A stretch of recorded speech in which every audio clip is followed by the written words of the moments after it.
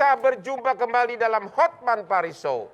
Kali ini kita akan membahas berita yang menghebohkan publik akhir-akhir ini, yaitu mengenai sumbangan 2 triliun yang diberikan oleh sosok keluarga bernama almarhum Akidi Tio. Baik, dan Abang juga kemarin sempat kan Bang memberikan tanggapan juga di Instagram Abang mengenai si kasus 2 triliun ini. Dan untuk mengingatkan kembali kepada pemirsa, berikut kita punya artikelnya.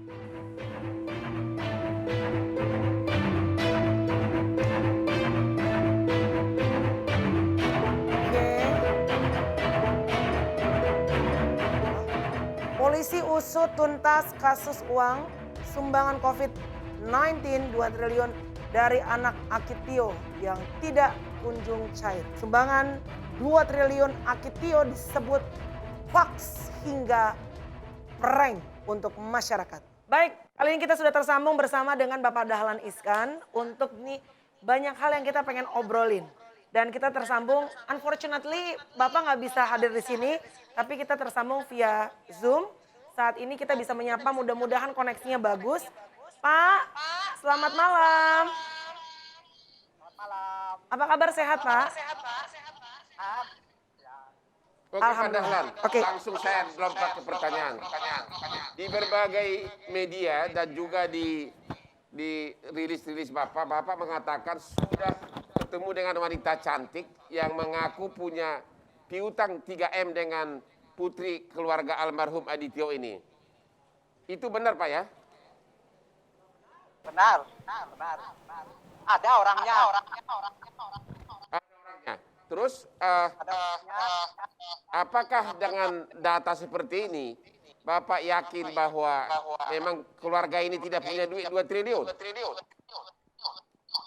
Secara pribadi saya kira anaknya Pak Aki itu panggilan Pak Akidi, itu secara pribadi dia tidak punya 2 triliun karena dia punya utang 3 miliar saja tidak bisa bayar sudah lebih dari 2 tahun. Kemudian ada utang lagi 6 miliar kan yang di Jakarta juga nggak bisa bayar. Bagaimana mungkin punya 2 triliun tapi utang 3 miliar tidak bisa bayar. Tapi kan dia punya alasan. Begitu. Alasannya? Nah alasannya papanya Pak Aki itu punya uang di Singapura dan bahkan di Hong Kong. Tetapi selama ini menurut sumber saya yang sangat dekat dengan putrinya Pak Aki itu, uang itulah yang belum bisa cair. Justru saya sekarang ini sebetulnya pengen banyak tanya ke Pak Hotman sebagai pengacara, kenapa putrinya Pak Aki ini bisa memilih pengacara yang tidak berhasil untuk mengeluarkan uang itu. Dan saya dengar menurut sumber saya itu ganti-ganti pengacara. Karena dengan pengacara satu tidak puas, pengacara satu lagi tidak puas. Itu pengalaman Pak Hotman mengurus uang warisan di luar negeri seperti itu seberapa sulit? Memang di situ mengurus warisan itu agak susah, tapi kalau suratnya lengkap semua, tidak ada sengketa, saya kira nggak ada masalah. Sehingga perlu ditanya, ada masalah apa gitu. Ini yang saya berharap Pak Hotman dari polisi, karena hanya polisi yang bisa menginterview Ibu Herianti, putrinya Pak Aki. Tapi ada saya bertanya, kemarin itu beredar di medsos bahwa si ibu ini mengeluarkan cek atau giro bilas senilai 2 triliun atas nama Bank Mandiri. Pertanyaan saya, kalau memang benar uang itu di Singapura, kenapa diterbitkan cek atau giro biliar seharga 2 triliun? Dan dananya tidak ada. Saya tanya ke sumber saya itu, biliet giro itu dikeluarkan Bu Herianti tanggal berapa? Katanya tanggal 29 Juli. Sedangkan penyerahan sumbangan yang pakai upacara itu kan tanggal 26 Juli. Tanggal 26 Juli. Berarti 26 ada penyerahan sumbangan itu, 27 mulai ada pemberitaan dan mulai orang mempertanyakan ada atau tidak uangnya, 28 mulai lebih heboh lagi, baru 29 dia menyerahkan biliet giro itu. Nah, pertanyaannya adalah kalau warisan itu ada di Singapura, kenapa kok tiba-tiba bisa terbit 2 triliun cek Bank Mandiri Palembang? Nah, saya curiga bisa saja cek itu dikeluarkan atas desakan pihak lain, karena pihak lain yang disumbang ini kan dia tidak pegang apa-apa. Jadi waktu penyerahan sumbangan itu kan hanya ada papan styrofoam itu, dan polisi belum pegang apa-apa. Sementara ini heboh. Ini benar nggak sumbangan? Ini benar nggak sumbangan? Kemudian tentu polisi mengusahakan apa ya yang bisa kita pegang. Nah, yang bisa kita pegang tentu cek. Nah, kemungkinan besar Bu Herianti diminta untuk mengeluarkan cek itu. Dan dia mengeluarkan cek itu ya saya tidak tahu kenapa dia berani mengeluarkan cek seperti itu. Jadi pengeluaran cek itu hanya untuk agar oknum aparat lebih tenang gitu? Nggak jelas kenapa? Agar polisinya merasa yakin gitu, makanya diterbitkan 2 triliun cek Bank Mandiri.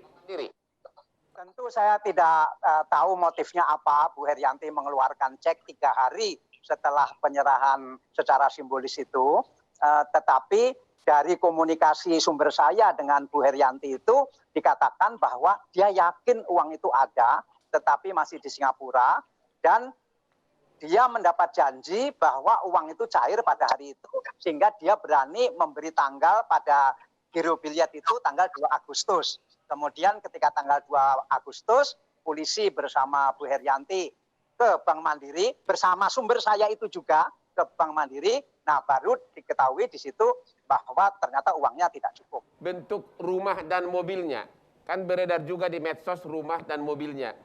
Mobilnya Mitsubishi, rumahnya model ruko tapi agak besar. Padahal yakin enggak pemilik rumah seperti itu punya duit 2 triliun? Sama sekali tidak percaya. Sejak awal sama sekali saya tidak percaya. Begitu saya mendapat berita bahwa ada orang menyumbang 2 triliun, saya minta wartawan kami untuk datang ke rumahnya, memotret rumahnya, dan begitu saya melihat rumahnya, wah ini nggak mungkin orang seperti ini punya uang 2 triliun. Nah, masalahnya adalah kenapa dia mau memberi sumbangan 2 triliun? Ya, dia punya alasan. Karena katanya ada uang papanya di Singapura itu yang dijanjikan cair pada hari-hari itu. Nah, tapi kan itu katanya dia. Benar atau tidak, ya polisi yang bisa menginterogasi dia, mengapa dia mengatakan begitu. Sayang saya tidak bisa bicara sama dia, tetapi cukup banyak informasi dari sumber saya itu mengenai pembicaraannya dengan Bu Herianti, putri bungsu Pak Aki itu. Oke, kemudian waktu si ibu ini sesak napas. Katanya suaminya pergi cari oksigen naik motor. Apa Bapak tahu itu? Saya tidak tahu, tetapi sudah pastilah dengan rumah seperti itu, yang lebar rumahnya hanya 12 meter kali 15, kemudian rumahnya juga di jalan yang sempit, bukan di jalan besar. Kalau saya yang menerima sumbangan, tentu saya akan langsung curiga bahwa ini kok menyumbang 2 triliun, dari mana ya uangnya? Tapi kan sekali lagi dia punya alasan, ada uang papanya di Singapura tadi, kan begitu. Oke. Satu lagi yang profesor dokter siapa itu yang dokter keluarga. Pandangan Bapak gimana? Kok profesor dokter itu begitu yakin gitu ada uang itu? Kalau pandangan saya Pak Hotman, Pak Profesor Hardi ini kan orang kedokteran, dosen, kemudian aktivis gereja, ya hatinya itu hati yang baik, hati yang tulus, hati yang lurus-lurus saja, sehingga ketika pasien lamanya Bu Herianti datang ke dia minta diantar dia untuk menyumbang itu, ya dia ya iya saja karena orang yang hatinya lurus-lurus saja begitu. Oh, ada polos saja begitu ya. Baik, terima kasih Bapak untuk penjelasannya. Sehat selalu ya Pak ya. Mudah-mudahan bisa memberikan titik terang juga ya Pak ya. Terima kasih Pak Dahlan. Salam Hotman Pak. Paris. Ya. Sampai ketemu. Iya Pak. Yo, bye. Baik. Oke, tadi kita sudah ngobrol dan mudah-mudahan jadi seperti yang Abang juga sampaikan, ada titik terang ya, ada penyelesaian juga. Semoga di tengah-tengah orang berharap nih ada bantuan ya untuk bantuan terutama untuk para korban COVID-19. Jangan sampai ada namanya hoax dan segala macam ya Bang. Tapi kalau misalnya dari segi kacamata hukumnya nih, kalau Abang sendiri ngelihat, apakah keluarga dari Aki Ditio ini bisa ditetapkan sebagai tersangka? Itu yang saya sudah ngomong berkali-kali di IG Hotman Paris Official bahwa katanya kan diterapkan Undang-Undang Nomor 1 Tahun 46 yaitu barang siapa menyebarkan berita bohong yang menimbulkan keonaran Ya, Persoalan keonaran itu kan maksudnya itu bisa menimbulkan chaos, Ya. pertengkaran, perselisihan, bahkan huru-hara. Saya belum melihat di sini ada keonaran. oh, Yang ada adalah jokes, bahasa Inggrisnya daripada canda-candaan. ya, Ada yang mengatakan diterapkan penipuan, Hmm. pasal 378 KUH pidana.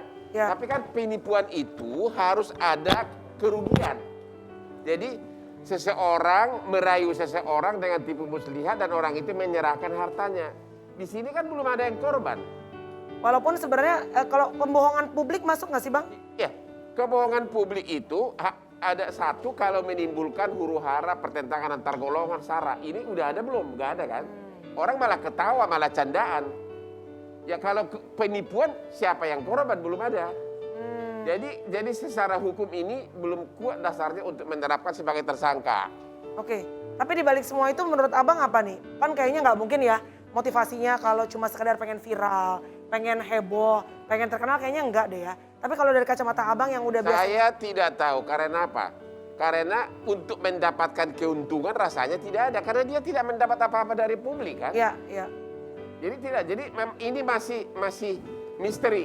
iya. Apakah mencari popularitas? Apakah perlu bantuan dokter kejiwaan? Kita nggak tahu. Iya, iya, iya. Ya, Masih kita harus nggak tahu. diteliti lagi ya Bang ya. Ya, Baik, kita tinggalkan dulu kasus 2 triliun ya. Kali ini kita masih punya tema tentang PPKM. Para pusing kurang money di tengah pandemi ini memang kita dipaksa untuk memutar otak dalam mencari penghasilan. Sehingga apapun juga dilakukan, anything. Hal ini juga dialami oleh beberapa selebgram yang juga berprofesi sebagai DJ dan juga model di majalah Dewasa. Langsung aja kita panggil sama-sama, ini dia Hana Hanifah dan juga DJ Lea.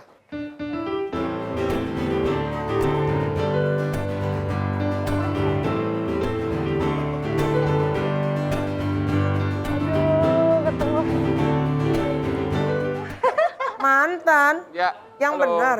Halo, Abang. Coba boleh sayang, mohon maaf, Hana ya? Ya. Ya. Hana boleh dibuka maskernya sebentar saya. Katanya, Cantik lah, aduh, Aduh. mantannya Hotman Paris ya? Aduh. Luar biasa. Masih sama ilusan nih, masih sama, nggak ada beda. Astaga. Oke, sebelum kita ngobrol emang bener mantannya Hotman Paris, Hana? Ya kita lah yang tahu lah, Berapa lama pacaran sama Hotman? kita lah yang tahu lah. Astaga. Aduh. Aduh. Oke, emang bener kalian berdua ini merasa katanya pusing di tengah pandemi yang saat ini belum tahu kapan ujungnya. Sekarang dengan pandemi ini kamu bokeh nggak ada duit? Ya, Ya dibilang lumayan. bokeh sih ya. Hah? Lumayan. Pusing nggak pusing? Pusing ya? Pasti Kamu pusing. juga? Iya, pastilah. Hah? Pasti dampaknya untuk dunia entertain pasti. Apalagi Oke, sebagai terus? DJ. Dalam keadaan bokeh begini, bisnis nggak ada, apa benar caranya sekarang dengan cara bisnis online itu mencari sugar daddy, mencari buaya darat? Enggak lah, enggak. Hah? Ya kita kan sekarang ya kreatif aja lah, gunain sosial media. Kayak kita buat konten kreatif gitu yang memicu orang-orang untuk endorse gitu. Tapi kamu dulu pernah katanya Kan ketangkap di Medan. Oh ya udahlah, Itu nggak usah benar dibahas-bahas lah. Hah? Nggak usah dibahas-bahas lah. Nggak usah, nggak boleh. Capek sih ya Capek bahas-bahas ya. terus ya. Oh emang bener? Aku malah nggak tahu. Emang pernah ada berita begitu Ya kan? pernah Kak. Oh tapi udah beres maksudnya? Udah beres. Nggak beres, dia kan jadi tersangka hanya sebagai saksi. Saksi. Kalau kamu Oh. pernah ketangkap aparat nggak? Enggak. Hah? Enggak pernah. Nggak pernah? Enggak. Jadi Ya aman-aman aja. caranya untuk mendapatkan uang dari laki apakah pacaran dengan sugar daddy dengan di musim pandemi ini atau punya sugar daddy 3 orang, 5 orang gitu loh. Kan kalau 1 orang 25 juta, kalau 3 orang 75 juta tiap bulan. Bilangnya sih pacaran, ya. Tapi sebenarnya secara halus open BO secara halus. Oh ngerti juga Opung open BO ya. Ngerti Gimana? juga. Kamu gimana? Tambah terus Kalau wawasan. saya ada usaha sih. Ada usaha? Ada. Jujur deh, masa kau nggak punya koko atau sugar daddy atau pacar seperti aku? Jujur. Soalnya dulu sempat dari zaman sekolah itu pacaran sempat jujur ya. Iya. Pernah dibiayain cowok Pernah dibiayain cowok. dari zaman sekolah. Berapa dikasih? Tiap Ya bulan? zaman dulu masih kecil lah, masih ya banyakan uang DJ lah, penghasilan DJ lah. Ya maksudnya kamu masih SMA udah dibiayain cowok. Udah soalnya pacar aku lumayan gitu Dan ada. kalian sudah sudah tinggal atau sudah pacaran dalam arti dewasa sudah gini gitu loh. Apa tuh gini? Apa tuh? Ya, sudah. Dia baik banget sih, dia ngejaga aku banget. Ya maksudnya udah hubungan intim. Ya, Belum sih. gimana dia bisa kasih cowok tapi belum? Ya dia Ya kan ngejaga. bisa-bisa aja yang kayak Niatnya tuh pengen nikah. Hah? Dulu pengen nikah. Ya, Dulu pengen nikah. Cuman dari situ mulai trauma, bergantung sama laki-laki. Jadinya aku nih jadi DJ itu sebagai dendam positif aku menunjukkan ke dia. tapi kalau kan aku DJ bisa. sudah mati bisnisnya sekarang ini. Oke, sudah berapa? Kamu pernah nggak atau masih sekarang berhubungan dengan laki-laki sebagai imbalan dengan hubungan intim atau hubungan seks? Tahan dulu, jangan dijawab. Kita kasih kesempatan untuk berpikir, pernah nggak mendapatkan imbalan dari apa tadi Bang? Berhubungan intim atau memberikan pelayanan secara seksual. Sebelum kita jawab, kita break iklan dulu. Tapi sebelum kita iklan, aku mau nanya satu aja. Kamu sayang waktu sama Hotman sempat begini nggak? ya kita nggak pernah ngapain. Nggak pernah ngapa-ngapain. Gini enggak, tapi mungkin begini ya. Baik, jangan kemana-mana, humor-humor aja pemirsa. Tetap di Hotman Paris Show. Jangan kemana-mana, tetap di Hotman